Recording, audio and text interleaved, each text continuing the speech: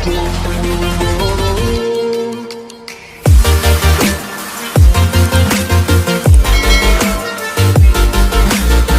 Everyone, welcome back to Vijay Search Academy. तो guys आज के इस वीडियो में हम देखने वाले अपने इकोनॉमिक्स के चैप्टर नंबर 6 का पार्ट 3। तो पार्ट 2 तक हम लोग ने लास्ट लेक्चर में कर लिया था। तो उसके अंदर हम लोग ने कवर किया था various types of index number, जिसके अंदर हम लोग ने बेसिकली 4 टाइप को कवर किया था। उसके बाद हमने ये भी देखा था कि इंडेक्स नंबर का सिग्निफिकेंस क्या है, उसका इंपॉर्टेंस क्या होता है। तो इस पर्टिकुलर वीडियो में हम स्टार्ट करेंगे हमारा कंस्ट्रक्शन ऑफ इंडेक्स नंबर, जो आपके पेज नंबर 55 पे आप देख सकते हो।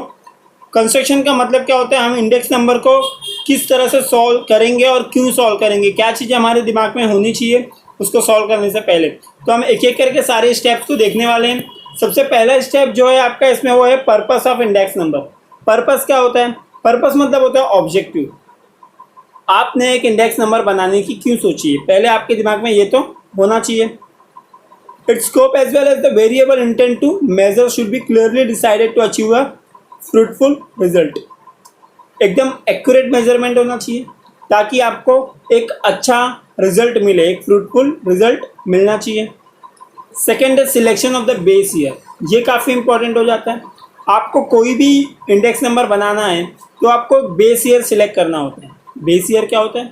कोई भी एक ऐसा ईयर जो काफ़ी नॉर्मल हो, जिसमें आप अगर प्रोडक्शन की बात कर रहे हो, प्राइस की बात कर रहे हो, दोनों चीज़ें एकदम नॉर्मल होनी चाहिए। ईयर नॉर्मल से मेरा मतलब क्या है, वो ईयर में किसी भी तरह का नेचुरल कैलेमिटीज़ नहीं होनी चाहिए, किसी भी तरह का प्राकृतिक आपदा या फिर कुछ भी बहुत बड़ी बीमारी, ये सारी चीज़ें नहीं होनी चाहिए।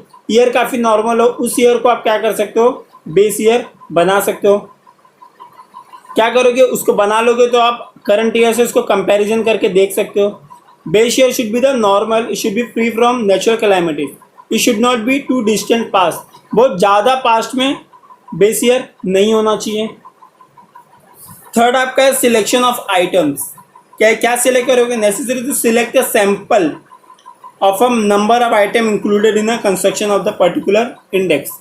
सैंपल लोगे, ना कि पूरा लोगे। सैंपल से मेरा मतलब है, जैसे आपको किसी भी एक पर्टिकुलर एरिया में डिसाइड करना है कि यहाँ के बच्चों का एजुकेशन लेवल कैसा है, तो आप पूरे एरिया में हर बच्चे के पास जाने से आप रैंडमली 10 से 15 बच्चों को पकड़ोगे, उनका सैम्पलिंग करोगे, उनका पूरा इन्फॉर्मेशन लोगे और अपना रिपोर्ट बना लोगे।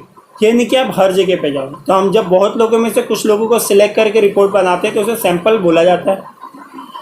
For example, construction of price index is impossible to include each and every commodity. हर एक कमोडिटी, हर एक लोगों को इंक्लूड कर पाना ये पॉसिबल नहीं होता है।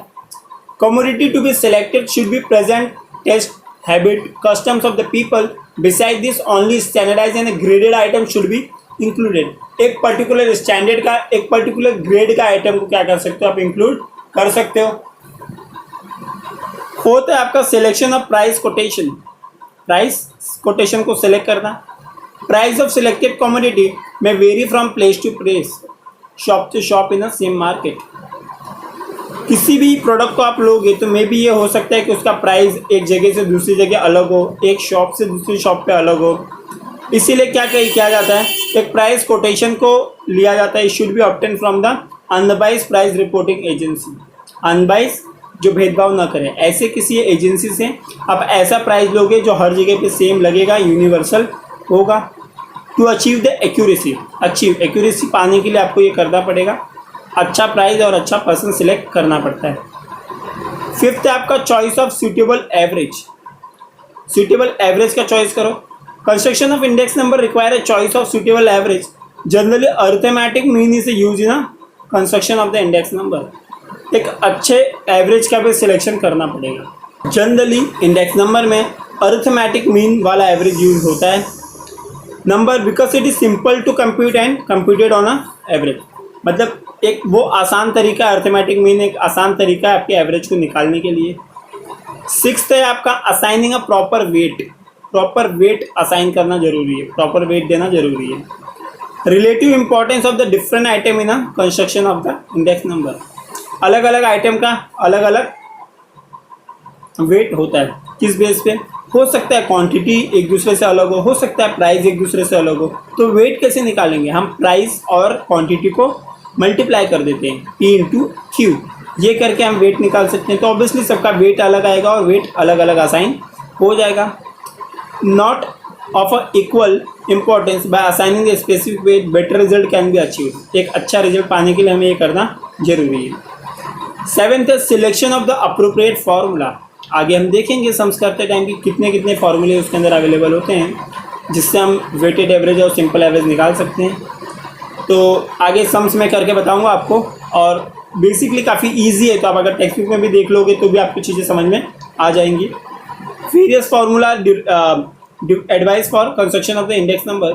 Choice of suitable formula depend upon the purpose of index number and availability of data. बहुत सारे फार्मूला अवेलेबल तो हैं, मगर आपको कुछ ऐसे फार्मूलों को लेना है जो कि आपका काम कर दे, आप काफ़ी एक्यूरेसी से चीज़ों को करके ले जाएं। आगे है आपका methods of construction index number. दो मेथड है बेसिकली इंडेक्स नंबर को कैलकुलेट करने के, दो मेथड होते हैं। एक है सिंपल इंडेक्स नंबर, दूसरा है वेटेड इंडेक्स नंबर। अब देख लेंगे कि सिंपल इंडेक्स नंबर आपका होता क्या है, वेटेड के बारे में हम बाद में देखेंगे। आप सिंपल देखोगे तो सिंपल के अंदर आपका प्राइस भी आता है, क्वांटिटी भी आता है, वैल्यू भी आता है, उसके एक एक सम्स भी दिए हैं। तो हम एक साथ सिंपल का पहले ख़त्म कर लेंगे। दो टाइप होते हैं, सिंपल और वेटेड। अगर मैं बेसिक लैंग्वेज में बोलूँ तो सिंपल में आपको एक वर्ड अंडरलाइन करना है, every commodity is given equal importance. हर एक कमोडिटी को इक्वल इंपॉर्टेंस दिया जाएगा। और वेटेड में हर एक कमोडिटी को अलग इंपॉर्टेंस दिया जाता है, क्योंकि उसमें P इंटू क्यू होता है और इसमें P इंटू क्यू नहीं होता है। इसके अंदर अगर सिर्फ आप प्राइस लोगे, सिंगल वेरिएबल लोगे, सिर्फ आप क्वांटिटी लोगे, सिर्फ आप वैल्यू लोगे, तो क्या हो रहा है, यहाँ पे एक ही कमोडिटी ले रहे हो, यहाँ पे कोई दो चीज़ नहीं है इंटू करने के लिए, मल्टीप्लाई करने के लिए P इंटू क्यू नहीं कर रहे हो आप, तो वो सिंपल है। और आपको अगर वेटेड बोला तो आप क्या कर सकते हो, P इंटू क्यू करोगे, यानी आपका वैल्यू जो है हर एक कमोडिटी के लिए अलग इंपॉर्टेंस दोगे वेटेड में। सिंपल में आप सारे के सारे कमोडिटी को एक ही इंपॉर्टेंस देते हैं। चलो आगे हम सम को देखेंगे, अच्छी तरह से समझने की कोशिश करेंगे। आपका पहला है प्राइस इंडेक्स नंबर। अगर आप देख रहे होगे स्क्रीन पे इस समय, प्राइस इंडेक्स नंबर का जो फॉर्मूला है वो क्या दिया है, P01 सबमिशन ऑफ P1 और सबमिशन ऑफ P0। और सबमिशन का जो साइन आपको दिख रहा होगा वो साइन का मतलब होता है टोटल, और इंटू 10, चीज़ें परसेंटेज में आ रही हैं, इंटू 10। नीचे आपको दिया है P1 मतलब करंट ईयर, P0 मतलब बेस ईयर। पहला एग्जाम्पल आपको दिया है, एग्जाम्पल में आपको एक टेबल दिख रहा हो, वो आप टेबल देख रहे हो, वो टेबल के अंदर देखोगे पहले तो दिया है commodity A, commodity B, commodity C and D, ये 4 कमोडिटी है। अब उस कमोडिटी का 2010 में क्या प्राइस था, 20 रुपया, 60 रुपया, 100 रुपया और 40 रुपया, commodity A, B, C, D का। पहले आप उसका टोटल ले लो ताकि आपका बेस ईयर का टोटल आ जाए 220। फिर आप 2015 जो आपका करंट ईयर है, 2015 आपका जो करंट ईयर है, आप उसमें ले लोगे 30, 80, 130 एंड 60। उसका टोटल करोगे तो आपको कितना आएगा, 300 आएगा। आप स्क्रीन पे देख सकते हो टेबल, आई होप आपको समझ में आया होगा। कमोडिटी है, बेस ईयर है, करंट ईयर है। प्राइस इंडेक्स नंबर निकालेंगे कैसे, P01 आपको निकालना है। पहले आप क्या करोगे, आप सबमिशन ऑफ P1 क्या होता है, जैसे हमने ऊपर पढ़ा, P1 करंट ईयर होता है, तो करंट ईयर का टोटल है 300, तो करंट ईयर ऊपर आएगा, बेस ईयर नीचे आएगा। दोनों को डिवाइड करोगे, यानी 300 डिवाइडेड बाय 220 इंटू 100, आप उसको सॉल्व करोगे, आपका आंसर आएगा 136.36। तो इस तरह से आप प्राइस इंडेक्स नंबर निकाल लिए। सेम उसी तरह से आप क्वांटिटी इंडेक्स नंबर भी निकाल सकते हो। क्वांटिटी इंडेक्स नंबर में क्या दिया हुआ है, इसमें भी आपका क्वांटिटी 2000 इन द ईयर 2000 आप बेस ईयर मान लो, और 2001 को आप करंट ईयर मान सकते हो। सेम फार्मूला आपको दिखेगा, सबमिशन ऑफ Q1, जैसे यहाँ पे P1 था क्योंकि हम प्राइस की बात कर रहे थे। अब हम जब देखेंगे क्वांटिटी इंडेक्स नंबर, इसके अंदर Q1 लिखा हुआ है, Q1 सबमिशन ऑफ Q1 और सबमिशन ऑफ Q0 इंटू, उसको डिवाइड कर लो और इंटू 100। तो आप टेबल जो देख रहे हो स्क्रीन पे, टेबल क्या है, टेबल है क्वांटिटी 2000 का क्वांटिटी क्या है 30, 55, 90, 35। सारी चीज़ों को प्लस करोगे 210 आपका आंसर आएगा, जो कि आपका बेस ईयर आ गया। उसके बाद बाकी 45, 70, 105, 60 को जब प्लस करोगे तो आपका 280 आपका टोटल आ गया। तो आप ये दोनों चीज़ को क्या करना है, एकदम इजी है, सिर्फ डिवाइड करना है। 280 डिवाइडेड बाय 210 फॉर्मूले में उसको पुट करो, उसको डिवाइड करो, आपका आंसर आ जाएगा 133.33। काफ़ी इजी है। आई होप आपको समझ में आया होगा प्राइस के बारे में भी और क्वांटिटी के बारे में भी। थर्ड आपका टाइप है value index number. Value index number क्या होता है, where the summation of P1 and Q1 is equal to sum total of product of the price. इसमें क्या होगा आप ध्यान से देखना। इसके अंदर पहले आपका जो एग्जाम्पल 3 का कंस्ट्रक्शन है, construct a value index number using a simple method from the given data. पहला स्टेप क्या है, पहले तो आपका फाइंड द प्रोडक्ट। प्रोडक्ट मतलब क्या होता है, मल्टीप्लाई, यानी आपको P और Q को पूरी तरह से मल्टीप्लाई करना होगा। आइए देख लेते हैं इसका टेबल। टेबल देखेंगे तो हमें ज़्यादा अच्छे से क्लैरिटी आ जाएगी। टेबल में आप देखोगे कमोडिटी PQRS है, अलग अलग कमोडिटी है। उसमें आपका बेस ईयर है और करंट ईयर है। बेस ईयर में आपका P और Q, P क्या दिया है 5, Q क्या दिया है 4।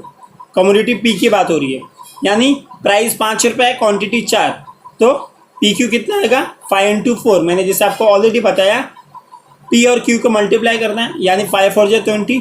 उसके बाद Q का 10 3 जा 30, फिर R का 15 2 जा 30, फिर S का 21 जा 20। उसी तरह से आपका बेस ईयर आ गया पूरा, जिसको आप P और Q वाले को टोटल करोगे तो 100 आ गया। उसी तरह से करंट ईयर वाले को पूरा टोटल करोगे तो आपका 880 आ गया। वैल्यू ऑफ इंडेक्स नंबर निकालना है आपको, मतलब V01 आपको निकालना है। तो आप 880 जो आपका करंट ईयर का अमाउंट है वो ऊपर आएगा, बेस ईयर का अमाउंट हमेशा बेस में नीचे आता है, ऐसे आप याद रख सकते हो। आपका आंसर आ गया 880, यानी 100 कट हो जाएगा और 880 आपका आंसर आ गया। तो आई होप गाइज आपको ये समझ में आया होगा तीनों टाइप। अब ये चीज़ सेम अगर मैं लिख के भी बताता तो मैं टेक्स्ट बुक में का एग्जाम्पल लेता, और काफ़ी ईजी है। अगर थोड़ा सा भी आपने वीडियो को ध्यान से सुना होगा तो आई होप आपको समझ में आया होगा पूरा अच्छी तरह से। एग्जाम में भी ऐसे सिंपल क्वेश्चन पूछने वाले हैं, नया चैप्टर है, चांसेस ज़्यादा है कि इसमें से क्वेश्चन आ जाए। आप एक बार अगर अपने बुक में इसको सॉल्व कर लेते हो आपको आसानी से याद हो जाएगा। कोई टफ फार्मूला नहीं है, कोई टफ तरीका नहीं है करने का। आई होप आपको समझ में आया होगा। तो अभी की इस वीडियो में बस इतना ही, मिलते हैं अगले वीडियो में। अगले वीडियो में वेटेड इंडेक्स नंबर के साथ आएंगे हम। तो प्लीज़ चैनल को सब्सक्राइब कर लेना, वीडियो को ज़्यादा से ज़्यादा शेयर करना।